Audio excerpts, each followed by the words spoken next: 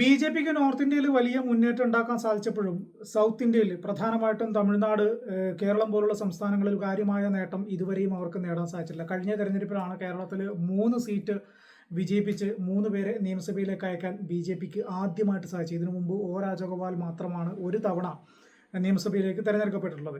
അപ്പോൾ ബി.ജെ.പിക്ക് സൗത്ത് ഇന്ത്യയിൽ ഭരണം പിടിക്കാൻ ഗോവ വരെ അവരെത്തി. ഇനി തമിഴ്നാടിലേക്കും കേരളത്തിലേക്കും ഭരണം പിടിക്കുന്നതിന് വേണ്ടിയുള്ള എല്ലാ ചരടുവലികളും കഴിഞ്ഞ കുറേ കാലങ്ങളായിട്ട് അവർ നടത്തുന്നുണ്ട്. നോർത്ത് ഇന്ത്യയിൽ അവർ വീശിയ പല തന്ത്രങ്ങളും കേരളം ഉൾപ്പെടെയുള്ള സംസ്ഥാനങ്ങൾ ഇതിനോടകം തന്നെ അവർ പയറ്റിക്കൊണ്ടിരിക്കുകയാണ്. അപ്പോൾ പറഞ്ഞു വരുന്നത് എന്താണെന്ന് വെച്ച് കഴിഞ്ഞാൽ തമിഴ്നാട്ടിൽ ബി.ജെ.പിക്ക് അധികാരത്തിലെത്താൻ അല്ലെങ്കിൽ ഒരു വ്യക്തമായ മുന്നേറ്റം ഉണ്ടാക്കാൻ വേണ്ടിയിട്ട്, ഒരു മേൽക്കോയ്മ നേടാൻ വേണ്ടിയിട്ട് അവർ അണ്ണാമലൈ എന്ന് പറയുന്ന ഒരാളെ അവതരിപ്പിച്ചിട്ടുണ്ടായിരുന്നു.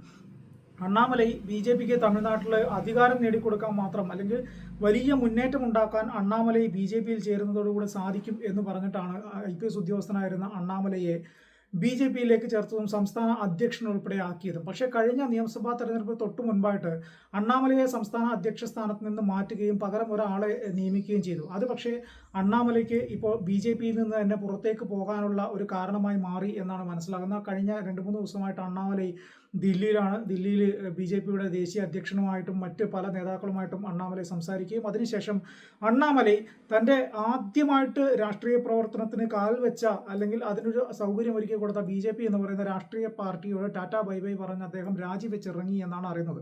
അണ്ണാമലൈ ബി.ജെ.പിയുമായുള്ള ബന്ധം വേർപെടുത്തുന്നതിന് തൊട്ട് മുൻപായിട്ട് രാജ്യസഭാ സീറ്റിലേക്ക് ഉൾപ്പെടെ അദ്ദേഹത്തിന് വാഗ്ദാനങ്ങൾ നൽകി. ആ സീറ്റ് ഉൾപ്പെടെ അദ്ദേഹത്തിന് കൊടുക്കാം എന്ന് പറഞ്ഞെങ്കിൽ പോലും അതൊന്നും എനിക്ക് ആവശ്യമില്ല എന്ന് പറഞ്ഞ് അണ്ണാമലൈ ഇറങ്ങി എന്നാണ് പറയുന്നത്.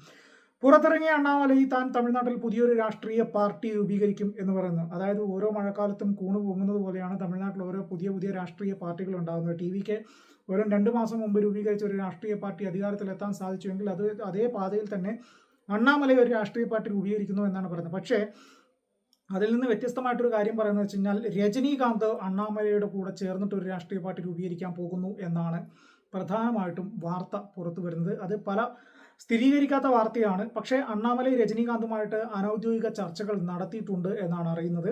അങ്ങനെ നടത്തിയ ചർച്ചയിൽ രജനീകാന്ത് ഇപ്പോൾ വിജയ് മുഖ്യമന്ത്രി ആയതോടുകൂടി രജനീകാന്ത് ഒരു താല്പര്യം പ്രകടിപ്പിച്ചിട്ടുണ്ട് എന്നാണ് പറയപ്പെടുന്നത്. ഇതിനു മുമ്പ് പല രാഷ്ട്രീയ കക്ഷികളും രജനീകാന്തിനെ നമുക്കറിയാലോ എത്രത്തോളം തമിഴ് ജനതകൾക്കിടയിൽ അദ്ദേഹത്തിന് ഇമ്പാക്റ്റ് ഉണ്ടാക്കാൻ സാധിക്കുമെന്ന് അറിയുന്നത് കൊണ്ട് തന്നെ വിവിധ രാഷ്ട്രീയ കക്ഷികൾ ഇതിനോടകം അദ്ദേഹമായിട്ട് സംസാരിച്ചിരുന്നു. പക്ഷേ രാഷ്ട്രീയത്തിലേക്ക് കാലെടുത്ത് വെക്കാൻ അദ്ദേഹം തയ്യാറാവാതിരിക്കുകയാണ് ചെയ്തിരുന്നത്. പക്ഷേ ഇപ്പോൾ അണ്ണാമലയുമായി ചേർന്ന് പുതിയൊരു രാഷ്ട്രീയ കക്ഷി രൂപീകരിക്കാൻ പോകുന്നു എന്നൊരു വാർത്ത പല കോണുകളിൽ നിന്നും സോഷ്യൽ മീഡിയയിൽ പ്രചരിക്കുന്നുണ്ട്. പക്ഷേ അതിൻ്റെ നിജസ്ഥിതി എന്താണ് എന്നറിയില്ല. വരും ദിവസങ്ങളിൽ ഔദ്യോഗികമായിട്ടുള്ള പ്രഖ്യാപനങ്ങൾ അണ്ണാമലൈ നടത്തേണ്ടതാണ്. കാരണം അണ്ണാമലൈ ഇപ്പോൾ ഓൾറെഡി പറഞ്ഞു കഴിഞ്ഞു ഞാനൊരു രാഷ്ട്രീയ പാർട്ടി ഉണ്ടാക്കാൻ പോകുന്നു എന്നുള്ളത്.